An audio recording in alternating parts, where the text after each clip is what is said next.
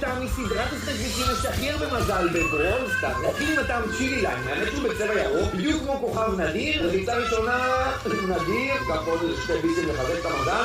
איי איי איי, טעם בר ממש טעים, טעם ברביקיו. אוקיי, הוא בצבע סגול כמו כוכב אדיר. ריצה ראשונה, אדיר, כך עוד ביסים מזל. איי איי איי, זה יצא אדיר בדיוק כמו הטעם הזה, הוא ממש אדיר. הטעם האחרון הוא פחרוני, והוא בצבע אדום. ואגב, כל המוצרים כשלים לפסח, הלוואי ויהיה לנו מזל כמו בפעם הקודמת, ניקח ביס. אני לא מאמין, מדהים. אני חושב שזה כל כך מתאים עליי בגלל שאתם יכולים לגעת בו.